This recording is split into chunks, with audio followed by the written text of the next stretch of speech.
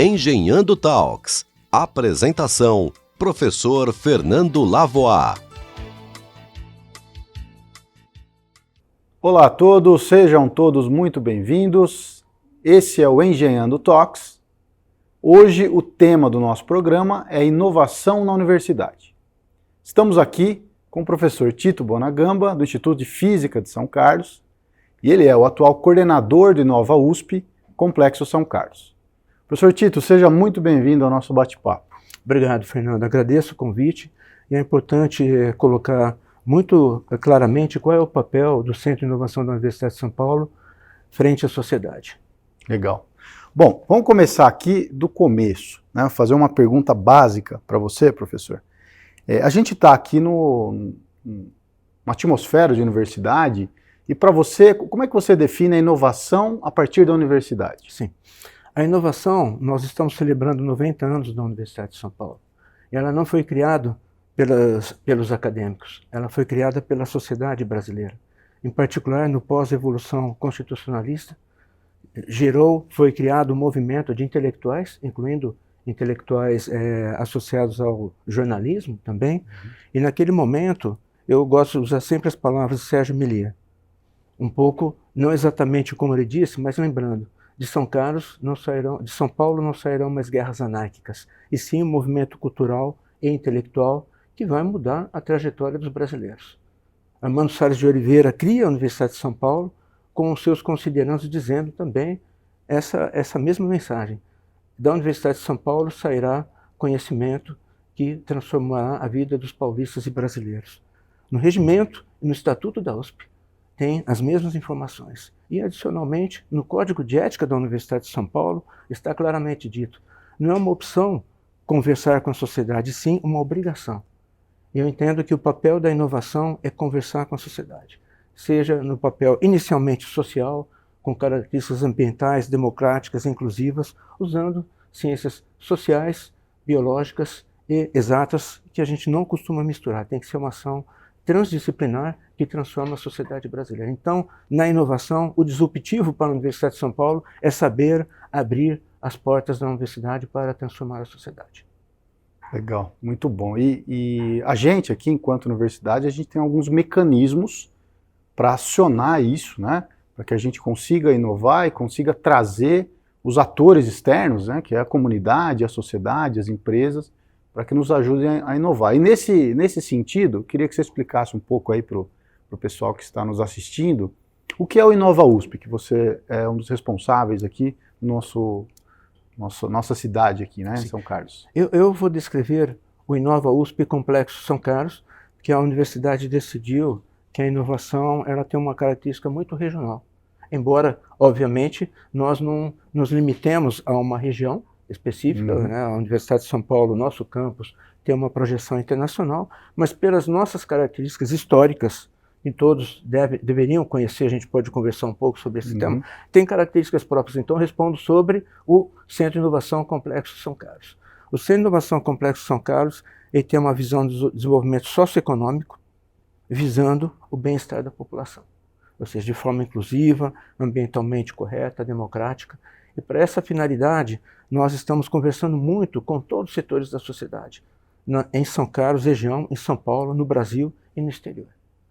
Com essa visão que eu já antecipei, esse parágrafo que eu gosto de dizer, número 0, de pensamento e desenvolvimento socioeconômico para todos. E como é um campus de ciências exatas, também corrigir, nós não estamos discutindo inovação tecnológica, nós estamos discutindo inovação em todas as suas amplitudes, e a inovação tecnológica em um campus de ciências exatas pode contribuir muito para o desenvolvimento da sociedade brasileira, com aspectos sociais e ambientais, como eu tenho repetido nessa nossa conversa inicial. Então, o papel do Inova USP São Carlos, imediatamente após o início das suas atividades, aliás, a inauguração das suas atividades ocorreu no Senai São Carlos, e não dentro do nosso campus. Muitas pessoas perguntaram, por que você fez fora do campus? Não deveria ter sido dentro do campus do USP São Carlos? A minha resposta foi o seguinte: a gente quer conversar com a sociedade, nós temos que visitá-la. Nós temos que ter nossas ações mostrando o que queremos transformar com a sociedade. O Senai nos coloca em contato com a indústria, já conversamos com o Sebrae, temos ido à Câmara de Vereadores, criamos uma frente parlamentar pelo empreendedorismo local aqui em São Carlos, pensando inclusive no empreendedorismo que envolve as pessoas que não têm formação em nível superior, para que a gente possa oferecer conhecimento que nós adquirimos, muitos de nós dentro da universidade pública, e a nossa retribuição é fundamental. Temos conversado também com todas praticamente secretarias que têm ação que se associa às atividades da universidade, em particular a Secretaria de Desenvolvimento Econômico, Secretaria de Ciência, Tecnologia e Inovação, Secretaria do Meio Ambiente, para oferecer possibilidades de transformação da sociedade local. Para essa finalidade, Fernando, é importante também que nossas unidades de ensino, pesquisa, extensão e agora inovação e também inclusão e pertencimento, que nós conversemos entre nós. Nós temos ainda um papel muito feudal na Universidade de São Paulo. As unidades não conversam entre si. E, na realidade, nós temos várias unidades da Universidade de São Paulo que poderiam atuar como irmãs. Eu vou dar alguns exemplos, se você permitir que eu continue. Lógico, com uma resposta relativamente longa. Eu tenho visitado várias unidades da Universidade de São Paulo, não somente aqui em São Carlos, que eu já estou aqui desde 1978 e conheço bem, mas visitando Ribeirão Preto, visitando Bauru, por exemplo. Visitando Bauru, eu acabei conversando com vários laboratórios de pesquisa e identificamos várias possibilidades de colaboração com o nosso campus. Na área de manufatura avançada com próteses, na área de aparelhos auditivos, na área de fonoaudiologia digital, incluindo inteligência artificial, vários outros setores, design, e nós fizemos um evento em Bauru, pensando como a gente poderia fazer com que a Escola de Engenharia de São Carlos, o Instituto de Física de São Carlos, o Instituto de Química de São Carlos, Ciência, Matemática e Computação de São Carlos e o IAL, Instituto de Arquitetura e Urbanismo, pudessem. Nós fomos lá e conversamos. Eu vou dar só um exemplo do sucesso que foi essa conversa, que atinge a sociedade imediatamente. A colaboração entre o grupo de fonoaudiologia, com a professora Débora Ferrari, com o grupo de eletrônica do Departamento de Engenharia Elétrica e de Computação da Escola de Engenharia de São Carlos, sob a liderança do professor Benhur, hoje tendo um projeto submetido agora para o desenvolvimento de aparelhos auditivos. Não pensando em uma startup, em um unicórnio, mas pensando como a gente pode atender a sociedade brasileira que ainda depende de aparelhos auditivos importados.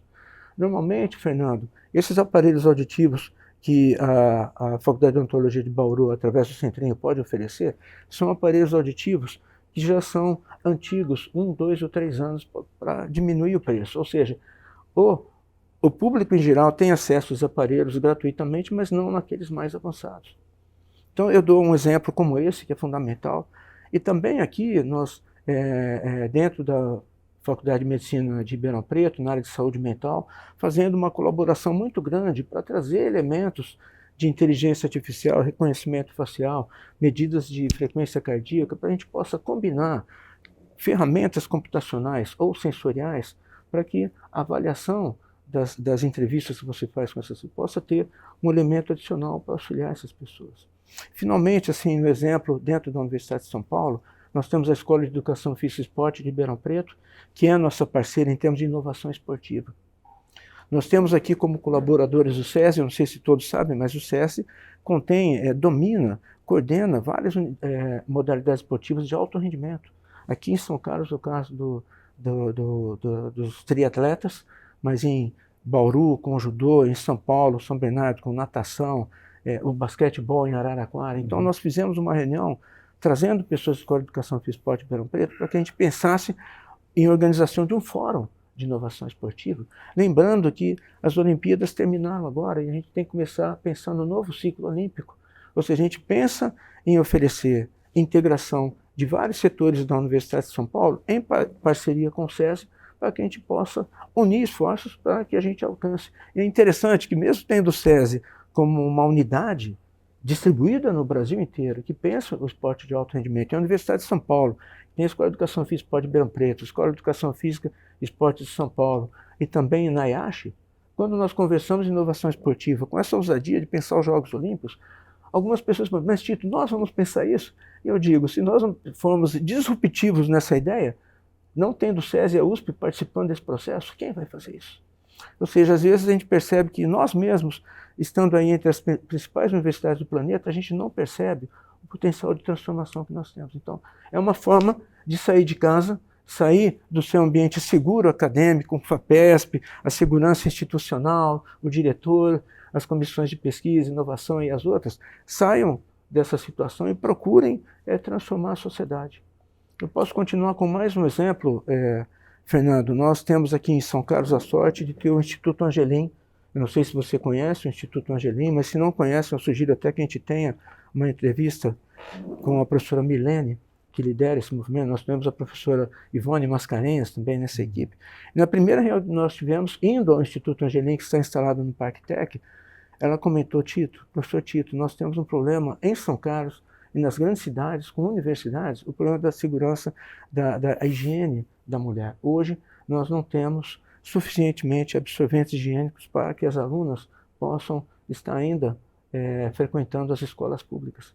Imediatamente nós conversamos com o professor Fortulan, também aqui da Escola de Engenharia de São Carlos, e hoje nós estamos desenvolvendo um equipamento que possa produzir absorventes higiênicos, não somente absorventes higiênicos, mas também fraldas para quem tem incontinência urinária, ou seja, serve para a higiene da mulher, principalmente, no caso do absorvente higiênico, mas também para o homem, principalmente aqueles que atingem idades, incluindo as mulheres nesse caso. Então, são várias ações que a gente tira o foco da inovação tecnológica e mostra que disruptivo é realmente ter contribuições que transformem a sociedade brasileira, atingindo diretamente o brasileiro e não pensando no unicórnio ou na nota fiscal, que é algo importante para o desenvolvimento do país.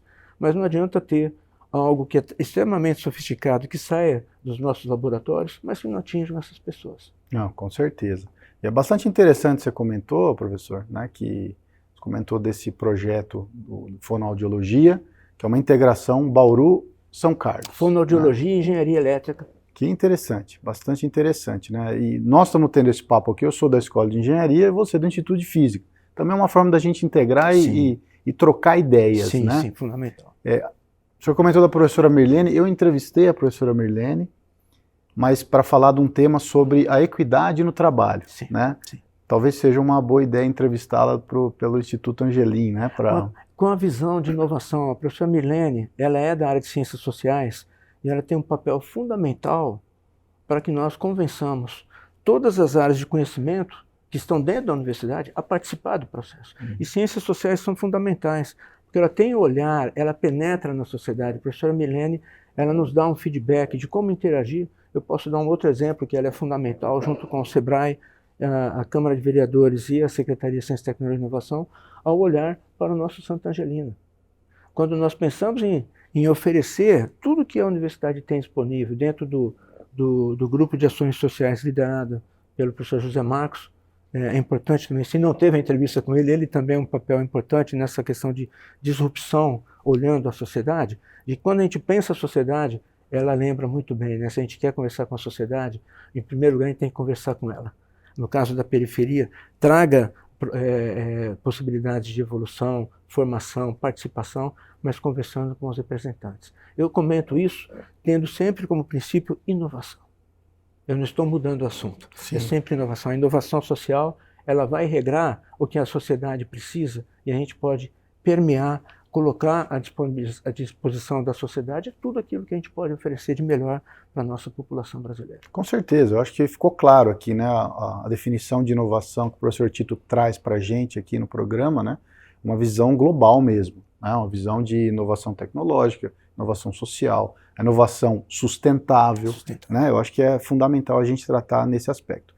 Indo um pouquinho aqui para o nosso telespectador aqui entender um pouco a nossa vida aqui nos campi São Carlos, né? São dois campi, nós temos o campus 1 aqui, que é o tradicional, e o campus 2, que é o mais recente, mas mais recente já tem uns 20 anos. Né? E lá nós temos tanto no campus 2 a Escola de Engenharia de São Carlos, quanto o Instituto de Física. Né? Eu queria que você comentasse um pouquinho com a gente quais as unidades ou quais as áreas dentro dos nossos campi São Carlos que tem mais aptidão para inovar. Ótima pergunta, professor Fernando. Esse é um papel do Senai São Carlos, mas imediatamente ao assumirmos a posição de coordenação do Inova USP Complexo São Carlos, nós estabelecemos contato com o Senai, fomos, com o apoio do professor Márcio Marinho, que é o diretor do Senai São Carlos, nós fomos à Fiesp, onde está instalado o Senai, com o objetivo de conversar com a liderança dos institutos Senai de inovação. Nós temos 4 institutos Senai de inovação no estado de São Paulo, coordenados pelo nosso colega também, o professor Daniel Mota. Nós temos, eu vou dizer os nomes e você vai perceber muito bem como é a nossa relação com a sociedade nesse caso.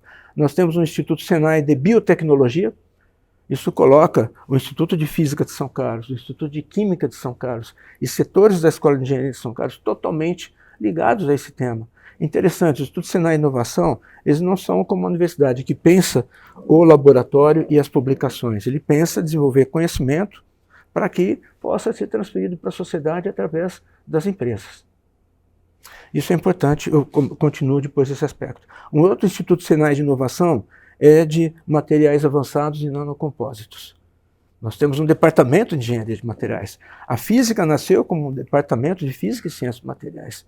A química pensa ciências materiais e nanocompósitos. O outro Instituto Senai que nós temos aqui é sistemas elétricos de potência, que pensa como gerar, coordenar, distribuir e otimizar o processo de distribuição de energia elétrica no Brasil inteiro. Isso está associado diretamente ao Departamento de Eletrocomputação e também ao CEMIAE, que é o CEPID muito conhecido, o Centro, né, de Pesquisa em Matemática com Aplicações na Indústria. E o último é o Instituto Senai de Manufatura Avançada e Microimpressão, que você olha na nossa instituição, primordialmente nós temos o Departamento de Engenharia de Produção.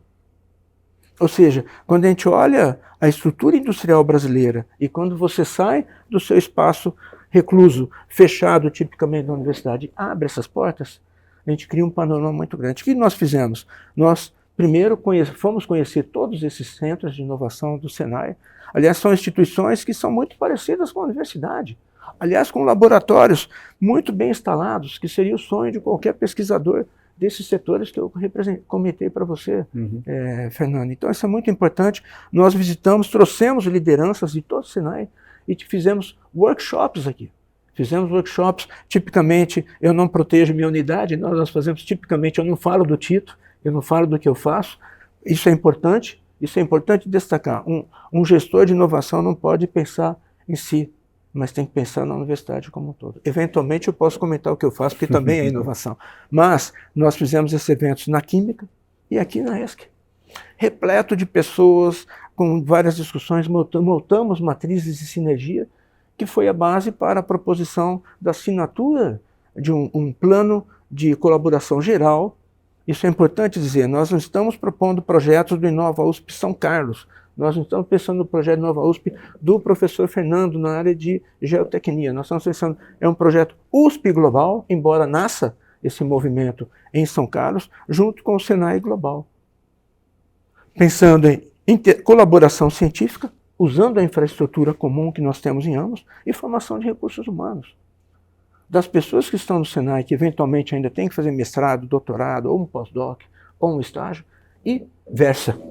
Pensando que nós temos dentro do CNPq os mestrados acadêmicos e os doutorados acadêmicos na inovação, que nosso campus e a USP não usa ainda de forma global.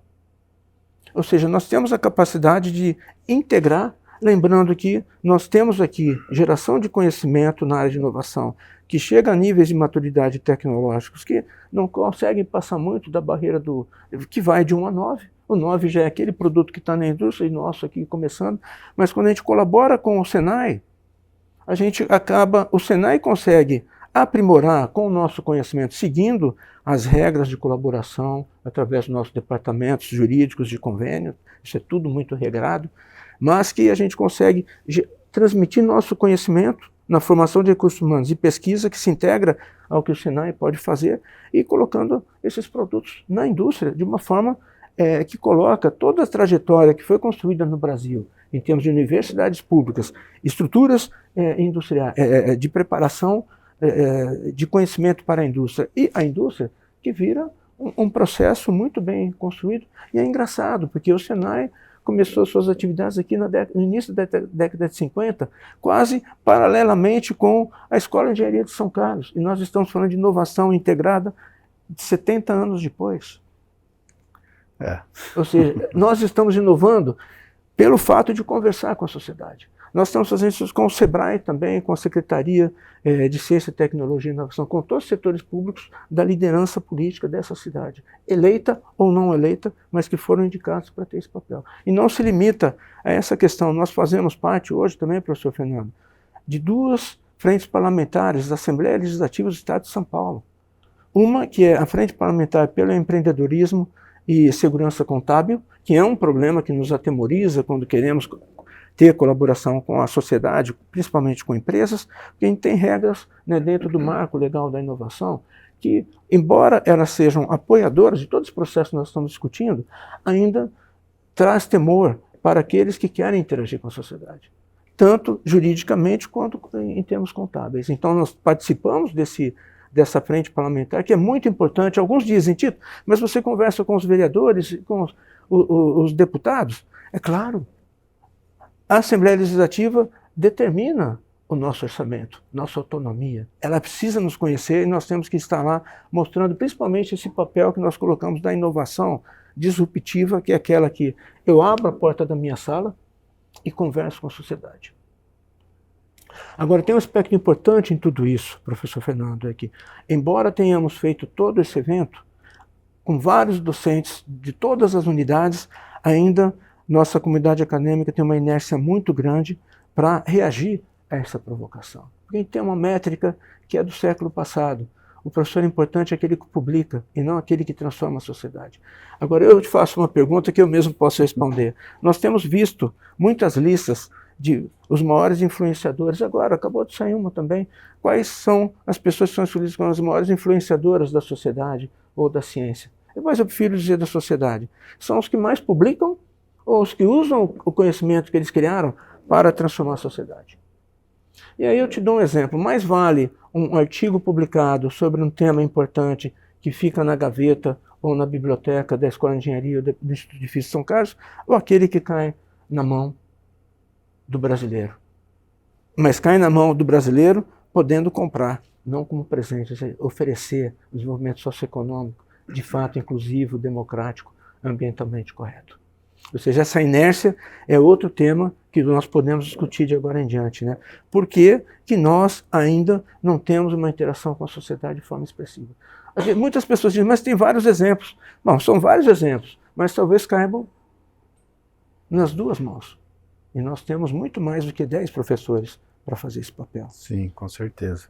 Eu acho que esse é um grande desafio, né, professor? Um grande desafio a gente conseguir interagir de uma forma mais dinâmica nesse aspecto aí com a sociedade. Eu queria voltar um pouquinho, professor, Sim, no que o senhor comentou, para a gente trazer um pouco aqui dos alunos como protagonistas desse processo, né? Os alunos são os discentes, né? O nosso corpo discente, e nós somos o corpo docente aqui. E nós aqui na universidade, como prioridade 0, pelo menos é assim que eu enxergo, é a formação de recursos humanos. Formação de profissionais, estou falando de curso de graduação, né? Qual é o papel da inovação da universidade, nesses órgãos que nós temos, inclusive a Inova USP, de conseguir fazer uma ligação entre o aluno que a gente está formando aqui em casa com a empresa, por exemplo. Pode ser uma empresa que está inovando, precisa do apoio da universidade, para que a empresa transforme, né, essa inovação em um produto que chegue até a sociedade. Eu acredito que seja muito importante, né, o papel da Inova USP nessa integração aí entre o corpo docente e a comunidade em geral, né, via empresas que trabalham e que vivem a inovação, né? Perfeito. Essa pergunta é muito importante. É fundamental deixar bastante claro que o Centro de Inovação da Universidade de São Paulo não pode competir com as unidades dos campi da Universidade de São Paulo, né? Cada escola, aqui a Escola de Engenharia de São Carlos tem um papel muito claro no ambiente da inovação, tem esse espaço. A gente tem o núcleo de empreendedorismo da USP, que nós temos aqui instalado, a gente tem conversado muito sobre essa parceria, e também as próprias pró-reitorias, pró-reitoria de graduação, de pós-graduação. Quando você olha, tem tantos cursos, professor Fernando, tantos cursos, que eu acho que acaba confundindo as pessoas. Então nós temos feito um esforço, primeiro, para consolidar nosso espaço físico na área 2. Ela é importante porque Eu posso usar todos os espaços, nenhum diretor desse campus deixou de me oferecer parceria. Esse espaço que vocês têm é fundamental para essa finalidade, mas eu entendo que nós deveríamos oferecer formação para os nossos alunos e docentes, e também os servidores da nossa universidade, para que a gente tenha algo de formação que não dependa do DNA USP. Eu entendo que o DNA USP, como eu já descrevi, tem uma característica muito acadêmica, com essa métrica de avaliar o docente como aquele. A gente não avalia como sendo o melhor docente, como sendo o melhor gestor, a gente avalia com aquele que publica muito. Ou seja, então, nós temos que trabalhar com a métrica da universidade, que ela é um problema, quando mudar a métrica e valorizar, você sabe que todo mundo vai pela métrica. Se você falar agora que artigo é legal, mas se você mostrar que transformou um setor da sociedade, você vai poder pensar em ser um livre docente, você vai poder pensar em ser um titular, pode ser que mude. Então a gente tem que mudar a inércia do mundo docente da Universidade de São Paulo para que eles participem, porque eu julgo importante que quando você coloca um aluno para trabalhar numa indústria, ele tem que estar contando com o apoio da estrutura na qual ele construiu o seu conhecimento. Isso eu tenho discutido muito. Não adianta você colocar um aluno nosso para fazer um estágio ou trabalhar se você corta o cordão umbilical. É claro que a gente deseja que ele tenha independência e que possa gerar conhecimento e às vezes até voltar. E essa é uma ideia muito importante, que ele volte a querer colaborar conosco. Mas nessa formação, eu entendo que nós temos que trabalhar com o corpo docente, para que ele entenda que esse processo é fundamental, para que ele interaja com os nossos alunos, forme esses alunos lá no seu laboratório, no seu grupo de pesquisa, já mostrando que ele colabora com a indústria, que ele pensa na sociedade, que ele transfere conhecimento, e ao mesmo tempo esse aluno ter uma atividade paralela. Então o que nós pensamos hoje em parceria com o Sebrae, por exemplo, mas a gente está trabalhando, ainda não foi consolidado esse processo, e o Sebrae pode nos oferecer, nós queremos ter um Sebrae aqui dentro da Universidade de São Paulo. Isso nós vamos discutir na semana que vem, já temos discutido nas semanas anteriores. O que é o Sebrae aqui? É ter um escritório do Sebrae, parceiro da Universidade de São Paulo, onde nós podemos contar com toda a infraestrutura de cursos de inovação, empreendedorismo. Lembrar que o Sebrae conta também com parceria com a FAPESP para investir nos PIPs. Uhum. Inclusive, se você perceber que aquela startup está tendo volume, ou pré-incubação que está tendo volume, ele pode injetar até mais recursos, e a gente tem o Senai como parceiro.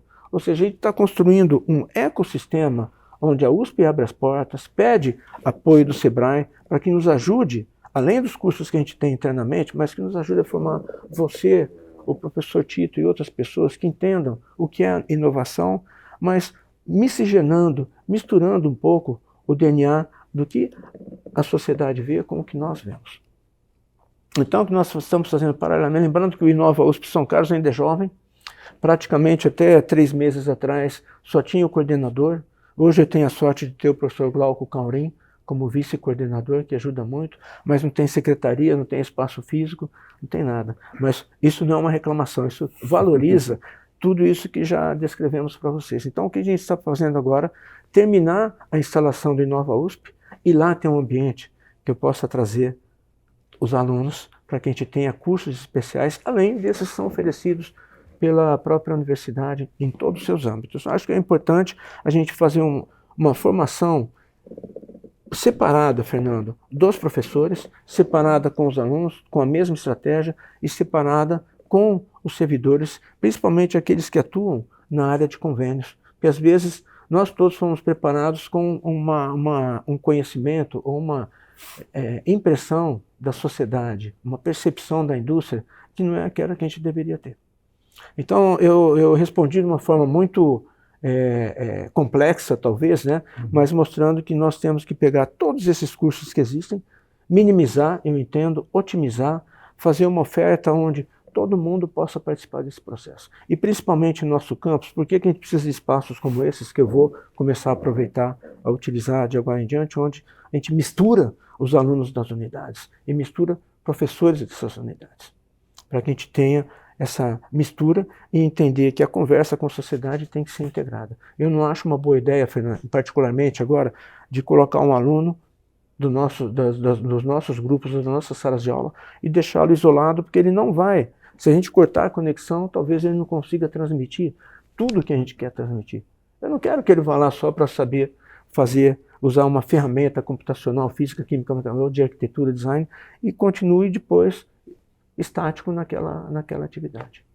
Legal. Ou seja, é uma resposta complexa, a gente tem que agir de forma integrada, permitindo a integração entre essas pessoas de diferentes áreas de conhecimento, não limitando essas atividades às nossas unidades do nosso campus. A gente tem que trazer Ribeirão Preto, São Carlos, Bauru, trazer pessoas do Senai, inclusive trazer pessoas que fazem parte do empreendedorismo regional, que não têm formação em nível superior, que a gente vai poder dar uma contribuição sensacional para essa Maravilha.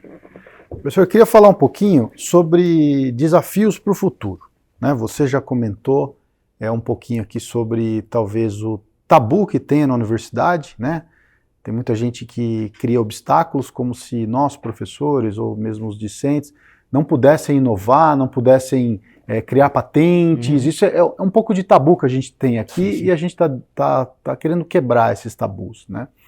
Ao mesmo tempo, a gente tem uma preocupação, a gente como professores aqui da USP, de como a universidade nos vê, né? A universidade, a sociedade, né, paga as nossas contas aqui e espera uma resposta, né? E basicamente a sociedade vê a gente como formador de recursos humanos, de formação de profissionais, né? A pesquisa aparece também, que é o nosso DNA, né? Mas a sociedade muitas vezes não entende essa pesquisa, porque é uma pesquisa ali básica, né, de base, que dali muitas vezes não sai ali um produto final que a sociedade enxerga. A inovação é importante nesse aspecto, porque a partir do momento que a gente criar uma tradição de inovação e empreendedorismo dentro da nossa universidade, estou falando na melhor universidade brasileira, sim. Né? Se a gente conseguir criar essa tradição, esse DNA, né, a gente vai conseguir, eu acredito, né, queria saber a sua opinião, a gente vai conseguir mudar a visão que a sociedade tem da gente, não é isso? Sim. Olha, Fernando, olhando historicamente São Carlos, e que às vezes eu tenho que chamar a atenção, inclusive, né, ainda nós somos periferizados. Normalmente a grande capital domina as informações, as histórias. Eu estou falando diretamente, eu sei que a nossa liderança sabe do meu movimento de fazer com que os campi do interior tenham luz e participem, embora nós coloquemos nossos reitores, pró-reitores. A gente tem uma vida muito ativa em São Paulo, mas nós, como vamos para lá, também somos butantantizados também nessa forma. Mas é importante resgatar. Olha, nós estamos esse ano fazendo 40 anos da criação do primeiro parque tecnológico desse país, Parque Tech, criado por pessoas desse campus. Ou seja, falar que hoje nós precisamos ter protagonismo para assumir o papel de conversar com a sociedade, sendo que o nosso campus fez um movimento para criar a Universidade Federal de São Carlos. Fez um movimento para criar o primeiro parque tecnológico do Brasil, praticamente, embora eu não goste desse termo primeiro, mas foi lá, isso ocorreu há 40 anos. Nós temos aí celebrando agora também a Embrapa Instrumentação, 40 anos, foi uma transformação gigantesca em termos de inovação tecnológica na área agrícola brasileira. Ou seja, nós já estamos fazendo isso a colocar a Universidade Federal há muito mais do que 40 anos, que é um momento, hoje São Carlos está celebrando essas datas. Então, para a nossa comunidade, eu tenho que explicar que inovação e empreendedorismo faz parte do nosso DNA, porque ainda nossas métricas estão erradas. O que eu tenho dito sempre, Fernando, o seguinte, nós vamos colocar só durante os últimos 40 anos, esses nossos grupos de pesquisa, se você for calcular o quanto de dinheiro já foi investido para a geração de conhecimento, eu vou falar olhando para a câmera, nós já fizemos muitos recursos para desenvolver conhecimento, que não é conhecimento para a gente guardar na gaveta, não é conhecimento para colocar os artigos nos nossos currículos Lattes. Esse conhecimento é para que, uma vez concluída a geração desse conhecimento, que a gente possa oferecer para a sociedade. E respondendo isso se responde com transferência de conhecimento, patente, gentileza em ajudar setores da sociedade que não tiveram nossa oportunidade de fazer uma graduação, um mestrado, um doutorado, receber para fazer esse conhecimento.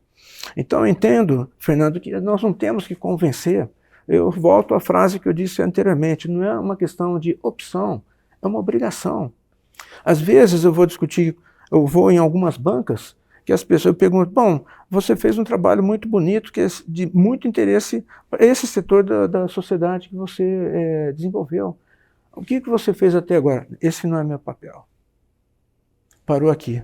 Eu fico pensando, se eu fosse um presidente da FAPESP, um presidente do CNPq, eu poderia dizer o seguinte, você recebeu muitos recursos e eu tenho a impressão que você não os utilizou para concluir de forma correta. E às vezes, Fernando, também, quando a gente está discutindo a questão ambiental, com o professor Mário Mendiondo, que faz um trabalho lindíssimo, referência, é parceiro de Nova USP, e Nova USP é parceiro do Centro de Inovação que ele propõe, às vezes eu converso com as pessoas e falo, Tito, mas quanto dinheiro nós vamos ter para fazer essa pesquisa? Eu falei isso, inclusive, em uma audiência pública, quando nós criamos um movimento para pensar as questões climáticas de São Carlos e encontrar soluções. Eu acho que ninguém deveria pedir dinheiro quando for sentar numa mesa de discussão. Porque nós fomos convidados aqui, porque nós geramos o conhecimento com os recursos que nós já recebemos. Uhum. Ou seja, vamos começar a discussão com o conhecimento que nós já construímos. E não é uma questão de investimento. Investimento a gente pode discutir depois.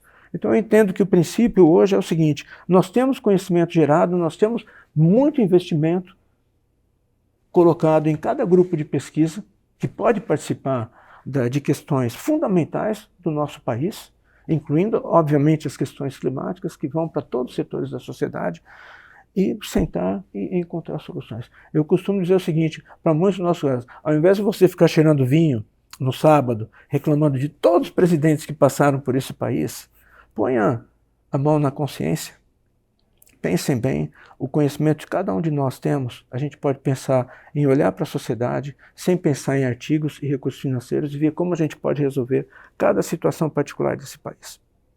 Incluindo, obviamente, nossos alunos estão ansiosos, principalmente os alunos de graduação, eles pensam socialmente, eles pensam no desenvolvimento com fundamentos ambientais, e a gente tem que oferecer formação humana para todos eles, para que não sentem de sábado, eu sugiro que sentem de sábado para pensar como a gente pode transformar a sociedade com tudo que nós ganhamos até hoje. Sejamos nós, não muito jovens, sejamos nós, tal como os alunos que estão entrando agora na Universidade de São Paulo. Ou seja, eu entendo que as respostas que eu estou te dando, ela tem uma amplitude grande. Se você quiser que eu possa fazer um resumo, a gente pode ir discutindo. Imagina. Nessa forma de enxergar que você está mostrando aqui para a gente, né? Indo um pouco para a minha área, que é a geotecnia, né? A geotecnia é uma sub-área da engenharia civil que cuida basicamente da infraestrutura de tudo que é construído. Né? E a gente aqui, enquanto pesquisador e professor, eu procuro olhar bastante para o que a gente precisa, o que a gente tem de necessidade de construção de infraestrutura no Brasil, sempre pensando na sustentabilidade. Não dá mais para fazer nada que não for sustentável, né? E a gente tem muitos problemas que a gente pode ajudar, né, as empresas.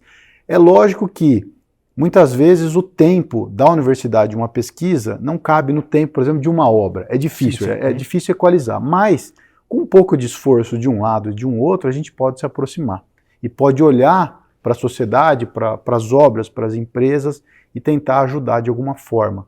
Né? Eu acho que é uma visão interessante. Vamos falar um pouquinho de tendências, professor. Né? A inovação, pelo que você comentou aqui, ela está muito ligada à necessidade da sociedade. O que a sociedade precisa para viver melhor, mais sustentável, socialmente melhor, né? Socialmente mais igual também, né? Nós temos essa preocupação. Na tua visão, quais são as tendências de estudos de inovação no Brasil? Essa é uma pergunta, obviamente, difícil, né?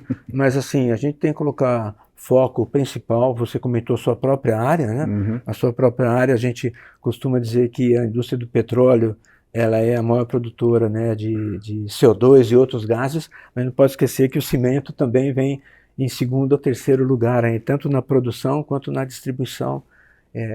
Eu entendo que as tendências nós temos que encontrar. O que eu quero dizer com isso? Que a universidade ela não pode ficar sentada, e muitas pessoas acham que eu tenho que esperar sentado alguém bater na minha porta e me perguntar. Se isso acontecer, a gente vai estar perdendo o jogo. Se uma pessoa bater na tua porta, certamente ela vai procurar a pessoa errada.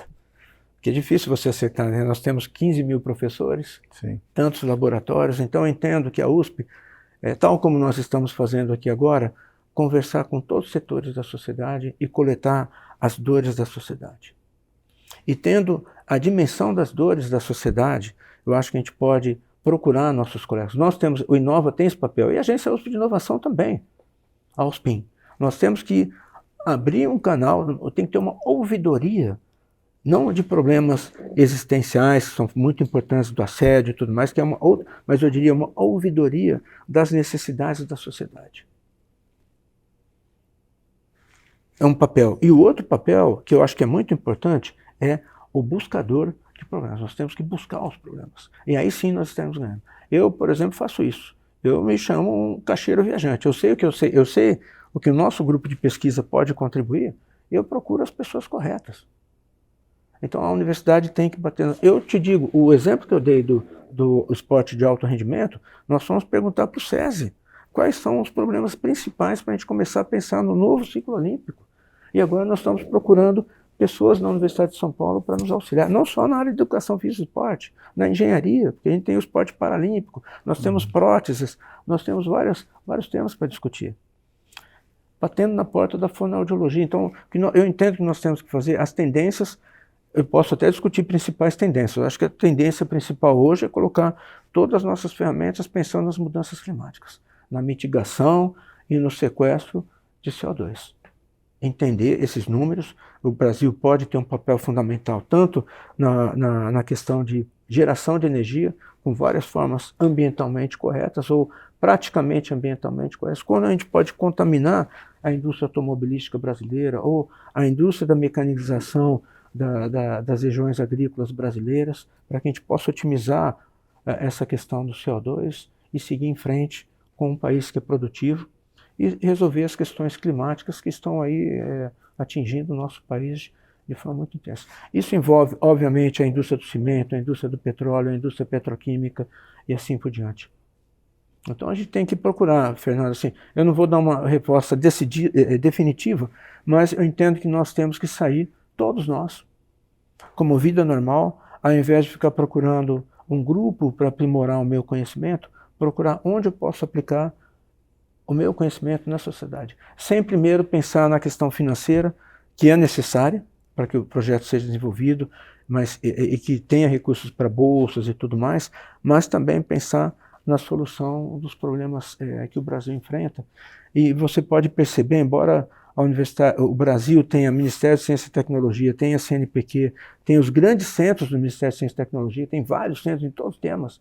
Tem o Centro Brasileiro de Pesquisa Física, tem o Laboratório Nacional Lucínio, tem o Instituto de Mineralogia, novas tecnologias, problemas específicos de cada região, mas ainda nós não conversamos intensamente entre nós. Ou seja, ou o Brasil, com os setores de geração de conhecimento e os setores industriais, ou a sociedade, que eu gosto de dizer que não é só a indústria, né, a sociedade como um todo, nós não tivemos eventos, workshops, procurando conversar continuamente, encontrar temas, incluindo os agentes financiadores, públicos e privados, a gente vai ter muita dificuldade, porque eu acho que o problema central é vamos desfeudalizar as instituições de ensino, pesquisa, formação de recursos humanos, as indústrias, os setores industriais, o governo e tudo. Se a gente desfeudalizar, eu acho que a gente vai ter um papel. Eu dou exemplo das experiências que nós estamos tendo na Lesp, que são muito construtivos. Às vezes, com os assessores, a gente vê a crítica e os problemas, que às vezes as críticas vêm porque nós não nos conhecemos. Então vamos estabelecer parcerias, vamos trabalhar de forma conjunta para transformar esse país. Só eu e você, Fernando, mesmo que a gente não esteja cheirando vinho de sábado, reclamando dos outros, né, a gente também vai ter dificuldade. Isso eu digo, assim, o esforço que nós temos feito desde quando assumimos o Centro de Inovação de grande esforço, professor Fernando. Caminhar, viajar, de ter que suportar a inércia que existe dentro da universidade, né, de você fazer movimentos, workshops, e depois você olha para trás. Eu tenho brincado muito, né? Tem aquele filme, né, Apertem os cintos, o piloto sumiu. Uhum. Eu estou dizendo o contrário, apertem os cintos, a tripulação sumiu. Às vezes você faz um evento, faz um workshop, coloca nos nossos auditórios 50, 60, 70 pessoas, quando termina o evento, você manda e-mail para as pessoas, mas Tito, acho que parece que até esqueceram daquele evento. Ou seja, é legal o que você está fazendo, mas eu não sei se eu quero participar. Participem. A Universidade de São Paulo não vai sobreviver frente às transformações. Essa questão da reforma tributária, a gente vai ter que discutir a autonomia da universidade de novo. Ou nós mostramos que geração de conhecimento, geração de recursos humanos tem um papel transformador para a sociedade, que vale a pena colocar cerca de 7 a 8 bilhões de reais por ano na Universidade de São Paulo. Só contando a questão do ICMS, a gente não está colocando FAPESP, a gente não está colocando CNPq, e os recursos que vêm da indústria, que já são grandes, para financiar pesquisas que são de interesse para a transformação dos brasileiros. Se nós não fizermos esse papel, o professor Brito já, enquanto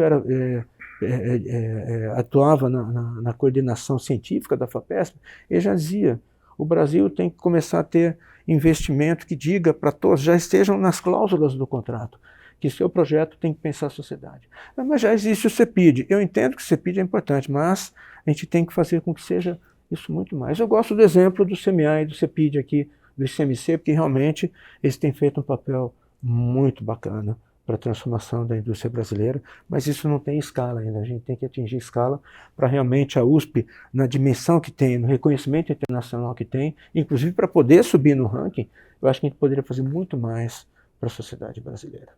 Legal, professor. Bom, a gente podia ficar conversando aqui horas e horas aqui, o professor Tito tem conhecimento e informação de sobra aqui, é um tema, assim, apaixonante, né? Apaixonante. O tema da inovação. Mas eu vou fazer uma última pergunta para você, e aí depois a gente encerra o papo. O nosso papel aqui da universidade, né, a gente tem 3 vertentes. Um é o ensino, outra é pesquisa e outra é extensão, né? E eu imagino que a inovação tenha que estar em cada um dessas vertentes. Mas indo para a vertente primordial, ou que tem a nossa prioridade 0, que é o ensino, né? Qual o papel da inovação para transformar o ensino superior brasileiro? Porque ele tem um papel. Você acha que é um papel pequeno, um papel médio, um papel importantíssimo? E como é que ele pode transformar o nosso ensino de forma que o aluno já saia daqui sabendo como inovar, com as ferramentas para fazer isso? Sim. É uma pergunta interessante. Eu já vejo que nós estamos chegando aos 48 minutos, né? Ela é importante e muito ampla também. No Instituto de Física de São Carlos, todos os nossos alunos que não fizeram, a maioria que saiu do ambiente acadêmico, não tinham muita consideração pela nossa comunidade. Nós decidimos entrevistar essas pessoas. Nós temos um livro que pode ser feito download na página do Instituto de Física de São Carlos. Nós ficamos impressionados com a capacidade de transformação desses jovens que saíram do ambiente acadêmico e foram trabalhar em empresas, com suas próprias empresas, transformaram vários setores. Nós ficamos impressionados pelo grau de penetração, tanto em pequenas empresas quanto em grandes empresas. Eu acho que o jovem tem já esse princípio, mas é claro que a gente tem que trabalhar com isso desde o primeiro dia da nossa aula, Fernando. Nós temos percebido, assim, eu dou aula para o primeiro ano, eu acho fundamental você já receber o aluno com espírito academicamente gentil, mas colocando esse papel do docente de dar o recado de que nós temos que transformar a sociedade. E o aluno novo, eles vêm aí, nossos alunos eu dou aula para engenharia aeronáutica e tal, mas todos os alunos nossos participam de Olimpíadas, robótica. Aliás, quando eu escrevo cartas de recomendação para essa molecada, eu peço que eles me digam o que eles fizeram além de... Muitos fizeram ações sociais. É muito legal assim você perceber que esses alunos e alunas que chegam nas nossas cadeiras já são pessoas preparadas, mas nós temos que adicionar. Ou seja, o que a gente tem que fazer? Não é só concurso, eu acho que é o papel de cada professor. Nós temos que preparar, por isso que eu disse que nós temos que formar desde o aluno do ensino fundamental até o nosso professor titular. Ou seja, a gente tem que agir paralelamente com o apoio do CDCC aqui, da Diretoria Regional de Ensino, para que a gente tenha uma ação de formação das pessoas com a visão empreendedora e inovadora. Com forte cunho social, inclusivo, democrático, questão de gênero, tudo, a gente tem que formar essas pessoas com essa característica humana para trazer, para que eles já cheguem cobrando de nós. Se nós estivermos fazendo esse papel, nós temos que pedir para que nossos alunos, o núcleo de empreendedorismo da USP, têm que fazer esse papel. Se nós, docentes, nós estivermos fazendo nosso papel, eles têm que cobrar. Mas é importante que a gente tenha nossos cursos de formação em inovação, e a gente tem que trabalhar direito com essa questão da inovação, para que não seja uma visão particularizada. Eu acho que a gente tem que ter uma ação uspiana. Você quer oferecer um curso muito bom, você vai oferecer um curso de inovação, mas qual é a amplitude, qual é a visão? Ela tem essa visão ambiental, ela tem somente uma visão disruptiva de nota fiscal ou de criar um unicórnio. Eu acho que é importante a gente ter uma visão de formação que tenha características humanas e siga o fundamento que foi utilizado para a criação do novo nome da Pró-Reitoria de Pesquisa e Inovação, que foi um trabalho muito delicado e que a gente conta com apoio, inclusive, das áreas de ciências sociais, agora muito importante. Então, o que eu quero dizer, é importante que você perguntou, mas não se limita à Pró-Reitoria de Graduação, que tem que estar pensando de forma organizada de como formar essas pessoas. Não podemos deixar na particularidade de cada docente, nós temos que pensar na pós-graduação, que também é fundamental, são pessoas que já estão trabalhando com pesquisa e tem que pensar como eu vou poder interagir com a sociedade, mesmo que eu queira seguir a minha carreira acadêmica, mesmo ficando na academia, é lá que nós temos que gerar o conhecimento e colaborar com a sociedade. E os pós-docs, eles estão aí já como pessoas um pouco mais livres e têm que estar trabalhando sempre com essa perspectiva de interagir com a sociedade. Então isso é importante. Então, é Pró-Reitoria de Graduação, é Pró-Reitoria de Pós-Graduação, é Pró-Reitoria de Pesquisa e Inovação, obviamente, porque está lá toda a estrutura de inovação, mas que traz os pós-docs para esse bojo, mas é a de Cultura e Extensão. Porque Cultura e Extensão é o que nós temos que fazer na essência, incluindo ciências, as artes, que você vê, mesmo com o professor Rubens Russomano Richard, com a nossa USP Filarmônica, que a gente traz uma visão disruptiva, de quebrar barreiras, de incluir artistas, músicos que eram nem conhecidos, né? Inclusive agora, né, essa programação de músicos brasileiros que vieram de origem negra e que mostram que a essência da música brasileira é fundamental, é muito importante. E, obviamente, eu trago aqui que não foi citado, mas a Pró-Reitoria de Inclusão e Pertencimento, porque nós temos vários alunos que estão na universidade que podem sofrer o processo de jubilamento, né? A gente tem a evasão muito grande, que são pessoas que entram na universidade e não veem o mundo que tem essas características que nós estamos associando.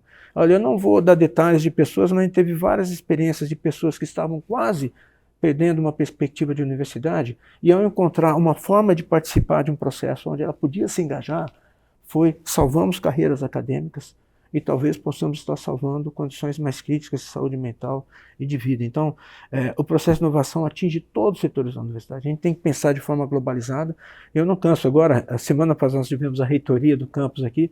Todos os pró-reitores sabem que a cada um deles eu fico conversando, porque é algo, se a gente construir isso na inovação, a primeira coisa que a gente vai ter é satisfação de estar participando de um movimento que faz colocar a Universidade de São Paulo no lugar que ela já deveria estar desde 1934, 25 de janeiro de 1934. Nós estamos celebrando 90 anos, estamos discutindo inovação de forma intensa nesse momento. Embora, como eu já tenha dito, todos os campi da Universidade de São Paulo tiveram protagonismo desde muito tempo. E lembrando que nós estamos aqui no interior, eu não posso deixar agora, 24 de setembro de 1948, Miguel Petrilli propôs a criação, deputado estadual de São Carlos, propôs a criação da USP de São Carlos, que cria esse campus, com tudo isso que nós discutimos até agora aqui, cria Ribeirão Preto, e Ribeirão Preto depois empresta o professor Zeferino Vaz para criar a Unicamp. Ou seja, nós estamos em um celeiro fantástico de geração de estruturas, conhecimento, inovação, formação de pessoas, exemplos fantásticos de empreendedorismo, mas não podemos ficar batendo palmas para esses, ainda diria poucos, que fizeram tudo isso que nós já fizemos. Nós temos que fazer com que a comunidade em escala faça isso. Mesmo que você não tenha formação ou uma área de conhecimento que seja direto para a sociedade, eu diria, se você sabe fazer conta, vá ajudar a pessoa que tem um comércio lá na beira do rio, ensine-os a usar um Excel para fazer um controle de caixa, ensine como fazer a gestão de uma empresa, ou vá medir a temperatura do óleo e vai fritar a coxinha. A gente tem que ter um pouco de humanismo e solidariedade. Então a inovação solidária é disruptiva também. Saia da tua casa e ajude aquelas pessoas que precisam de você. Maravilha, professor. Agradeço muito a participação, o papo. Acho que foi só o primeiro. Queria dizer, professor Tito, que a casa é sua aqui, nós estamos aqui no CETEP, na Arena TED, e a Inova USP é muito bem-vinda aqui, né? Use e abuse aqui do nosso espaço, acho que foi a primeira conversa sobre inovação aqui do nosso canal, que seja a primeira de muitas. Gostaria de agradecer a sua presença e o seu tempo, logicamente. Assim, eu só termino, eu sei que você já tinha terminado com a sua colocação, mas eu gostaria de dizer que, assim, pessoalmente, o que eu tenho proposto, sugerido e movimentado dentro da universidade não é algo que eu faça somente da boca para fora. O que eu falei para você aqui é a minha forma também de agir. Então, eu não estou dizendo para vocês procederem do jeito que nós estamos sugerindo, mas eu também faço parte desse movimento. Então, obrigado pela oportunidade. Estou à disposição para esclarecer dúvidas e também com o apoio de todos, porque esse movimento da inovação, a gente precisa de muitas pessoas que possam nos auxiliar, tendo essa visão de desenvolvimento socioeconômico, pensando no bem-estar da população, ambientalmente correto, inclusivo e democrático. Obrigado pela oportunidade, professor Fernando. Maravilha, eu que agradeço. Gente, então esse foi mais um Engenhando Talks. Até a próxima.